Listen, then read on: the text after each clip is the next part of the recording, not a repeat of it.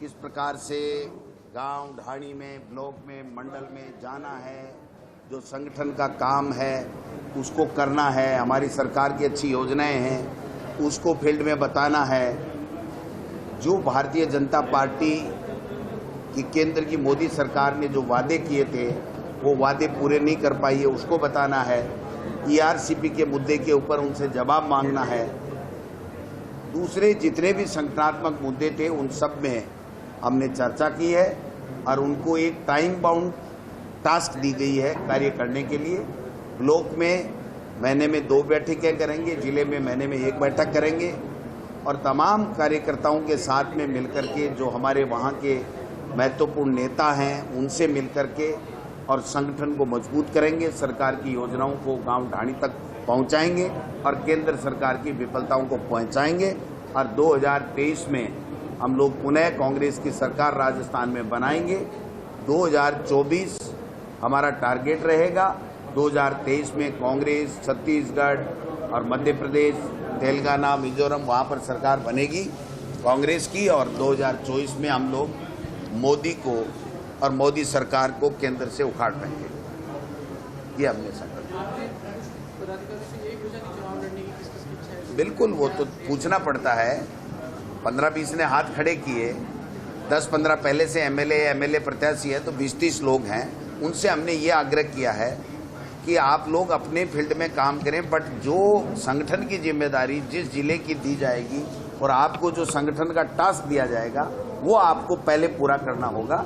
उसके बाद में पार्टी आला कमान जो सर्वे करा रहा है या विभिन्न सोर्स से जो वो उनके पास इनपुट आएगा उसमें अगर आप विनेबिलिटी के अगर है कैंडिडेट तो आपके ऊपर विचार किया जाएगा। लेकिन केवल संगठन में पदाधिकारी बनकर के केवल उम्मीदवार बन के घर बैठ जाए ये नहीं चलेगा।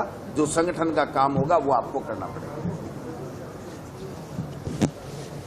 आज डिस्ट्रिक्ट प्रेसिडेंट और जो हमारे ऑफिस बेरर हैं प्रदेश के उन सभी की मीटिंग ली और तकरीबन ऑलमोस्ट सभी इस मीटिंग में आए हैं। उनको पहले ही आपने बता दिया है अध्यक्ष जी ने कि उनको टास्क दे दिया गया है और जो बहुत लंबी वेट थी प्रदेश कांग्रेस कमेटी की कार्य करने की या ब्लॉक कांग्रेस कमेटी का दूसरी, वो अब साहब हमने पूरी कर दी है और उनको कहा कि अब जर्नैल भी बन गए हैं और आर्मी भी तैयार है। अब लड़ाई इलेक्शन की है उसको लड़ने के लिए तैयार हो जाओ।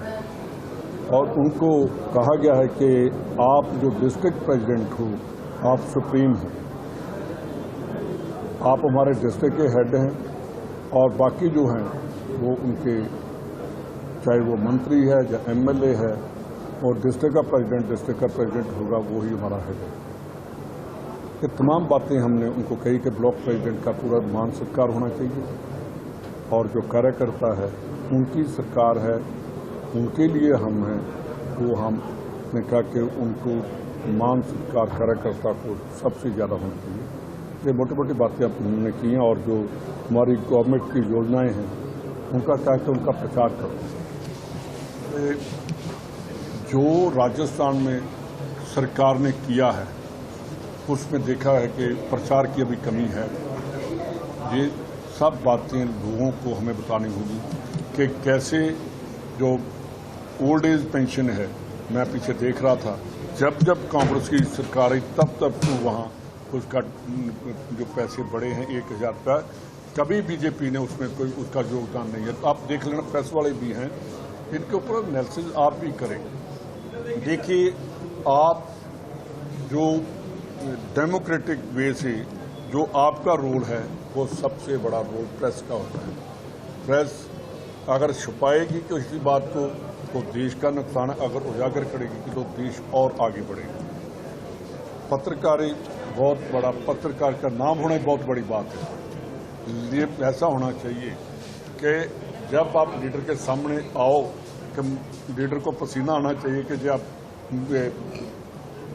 देश को बात बताएगा। ऐसा नहीं होना चाहिए कि तो यार कोई बात नहीं हम ऐसे करेंगे। कि मैंने इसलिए कहा है कि देश के ऊपर जो बातें हैं उनको आप उजागर करेंगे तो देश और मजबूत होगा। आज मीडिया का कहाँ बैठे हम आधे घंटे में नहीं, मेरे ख्याल 1 सेकंड में पता चल जाता है कि क्या हो रहा है। तो इन सब बातों को आप लेकर जाइए और हमारी पूरी तैयारी है, हम पूरी ताकत से इलेक्शन जो है वो लड़ेंगे। और जो अब हर रोज एक लीडर बीजेपी का आ रहा है, हम जहाँ बैठे हमारे लीडर राजस्थान के उनका मुकाबला करेंगे। वही जर्नल होता है, सेनापति होता है जो बॉर्डर पर फ्रंट पर लड़ाई करता है, वो हम फ्रंट पर रहकर लड़ाई लड़ते हैं। कल जेपी नड्डा जी भी जयपुर आ रहे हैं। देखिए, कोई आ जाए, हम किसी को रोक नहीं सकते, हम भी जा सकते हैं कहीं। तो नड्डा साहब का स्वागत भी करना चाहिए और उनको आना भी चाहिए। मेरे पड़ोसी हैं, मैं पंजाब से हूँ। सच बोल के वो मैं पंजाब से हूँ, तो वो हिमाचल से हैं। तो पर एक जरूर मैं करूँगा, आगे उनसे करूँगा कि जहाँ खड़े होकर जो योजनाएं हैं उनको ऊपर सच्चाई से बात करें। जो राजस्थान में गहलोत सरकार ने काम किए हैं, ऐसे नहीं कि हम 56 इंच की छाती लेकर लड़ेंगे, वो नहीं चाहिए।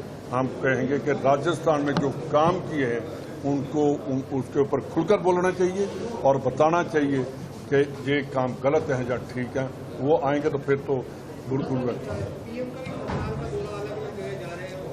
वो तो देखो हमेशा ही चुनाव मोड में रहते हैं और केवल झूठ की दुकान हमारे प्रदेश में बता रहे हैं, जबकि झूठ की दुकान तो केंद्र की सरकार है। प्रधानमंत्री जी आए चाहे कोई मंत्री आए, झूठ पे झूठ बोलते हैं। अपने 9 साल पहले किए हुए वादों पे एक बात नहीं कहते, एक जवाब नहीं देते और हमारी योजनाओं के बारे में केवल ये प्रचार करना कि साहब ये तो लूट के इरादे से है।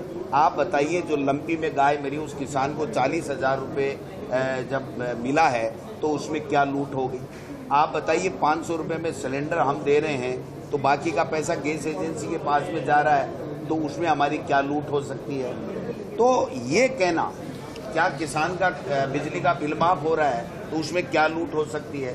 किसान का, आम आदमी का 25 लाख का बीमा इलाज फ्री हो रहा है तो उसमें क्या लूट हो सकती है? ये तो सब बातें। तो इसलिए उनका कहना, उनका आना कोई फर्क नहीं है। राजस्थान की जनता ने मन बना लिया। कर्नाटक से भी बुरा हाल इस भारतीय जनता पार्टी का राजस्थान में होने वाला है।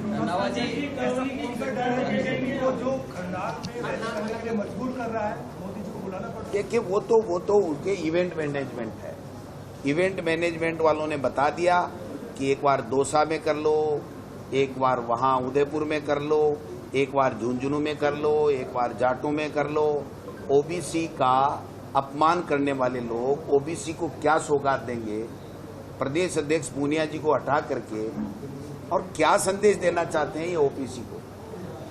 क्या ये नहीं बताना चाहिए इनको कि भाई हमारा इन इवेंट मैनेजमेंट में ये उद्देश्य है? अगर देश का प्रधानमंत्री आता है, जिस इलाके में आता है, अगर मानगढ़ में आया, मानगढ़ के स्मारक को राष्ट्रीय स्मारक घोषित करके जाते, अगर खरनाल में आ रहे हैं तो कोई राजस्थान को मैसेज देके जाए, दौसा में गए ईआरसीपी को राष्ट्रीय परियोजना देके जाते, तब तो आना देश के प्रधानमंत्री का सार्थक था। वरना तो चुनावी मोड में हैं, आते हैं, फिर समय मिलता है तो विदेश में पर्यटन के लिए चले जाते हैं। तो वो तो उनका अपना काम है, वो करें। जनता समझ चुकी है, राजस्थान की जनता कांग्रेस की सरकार से बहुत खुश है, उसकी योजनाओं से बहुत खुश है, उसकी काम से बहुत खुश है। और हम लोग 2023 में पुनः कोई भी आए बीजेपी का यहाँ नेता 2023 में कांग्रेस की सरकार है। वेणुगोपाल जी कह रहे हैं सितंबर में टिकटों की लिस्ट आ जाएगी। 45 दिन बचे, किस तरह सर्वे जारी है, क्या क्राइटेरिया होगा टिकटों? वो हमारी तैयारी होगी, अब आपको नहीं बताएंगे। तो वो जब लिस्ट डांगे जी जब लिस्ट आएगी सबसे पहले आपको ही देंगे। दूसरी एक बात, मैंने कहीं व्हाट्सएप पर देखा, पता नहीं कौन बीजेपी का लीडर वीर तेजा जी के वहाँ आ रहा है, तो मैं उनसे पूछना चाहता हूँ कि वीर तेजा जी जो जाट थे, किसान थे, तो 1.5 साल तक गवर्नमेंट ऑफ इंडिया ने, बीजेपी की गवर्नमेंट ने उनको क्यों बैठाए रखा? किसानों को क्यों नहीं उनकी बात सुनी? क्यों 3 काले कानून लेकर आए? ये आप लोग, मैं समझता हूँ कि आप लोग जरूर पूछेंगे, इतना जरूर पूछ लेना कि वीर तेजा जी को श्रद्धांजलि देने आए हैं तो पहले ये बताइए कि 3 काले कानून कौन लेकर आए और किसके कहने पर लाए गए? और किसानों को 1.5 साल तक 700 किसान वहाँ दिल्ली में बैठा शहीद हो गया, उसका जवाब कौन देगा? ये बीजेपी वाले को जवाब देना पड़ेगा। रंधावा साहब, नई टीम प्रदेश कांग्रेस की बनी है, आज मीटिंग भी थी, क्या आने वाले चुनाव में से अधिकतर नाम के कैंडिडेट भी हो सकते हैं? क्या कोई क्राइटेरिया रखा कि संगठन में काम करेगा? देखिए, कैंडिडेट डोटासरा जी हमारे पीसीसी प्रेसिडेंट भी हैं, इलेक्शन भी है। अगर कोई अच्छा कैंडिडेट होगा और जो हमारे जो सर्वे चल रहे हैं तो इलेक्शन लड़ सकते हैं, ऐसी कोई बात नहीं है। हार्ड एंड फास्ट रूल नहीं है, पर ऐसा है कि हमने जिनको बनाया उनको कहा है कि आप लोग इलेक्शन लड़ाओगे, उसके बाद आपका जो है जो बनता है मान सत्कार वो हम करेंगे। और ये भी कहा है कि जो कार्यकर्ता हैं उनकी हम ज़्यादा लीडरों से ज़्यादा हमारे मन में उनके लिए सत्कार है, जो कांग्रेस के लिए लड़ाई लड़ते हैं, जो कभी आए नहीं, जयपुर नहीं पहुंचे, कभी दिल्ली नहीं जाते, वहाँ मोर्चे पर बैठे लड़ाई करते हैं, उनके लिए हम सबसे ज़्यादा ध्यान रखें।